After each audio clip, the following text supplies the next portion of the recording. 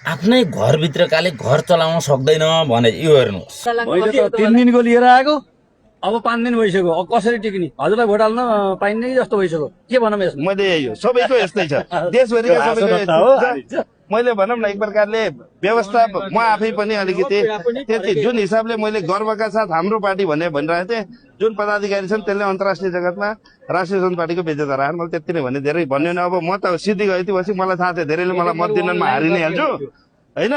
अब यति बोल्नै नहुन्थ्यो बोलिहालेँ, तर यति व्यथित गरेर हामीले गर्यो भने हामीले देश चलाउन सक्दैनौँ साथी, मैले अझै भनिदिएको छु। चितवनमा भइरहेको रासोपाको पहिलो महाधिवेशनमा केन्द्रीय सदस्य पदका उम्मेदवार यति बोलेपछि अब सायद म हार्छु भन्ने लाग्दा उनी बोले।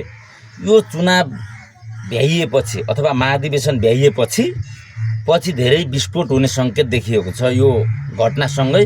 र रासोपाले आफ्नै महाधिवेशन अथवा आफैले पूर्व तयारीका साथ गरेको कार्य पनि सही टाइममा अथवा सही तरिकाले किन गर्न सकेन, 3 दिनको ठाउँमा 5 दिन कसरी लाग्यो, यो कुराहरूले आफ्नैहरू रुष्ट भएका छन्।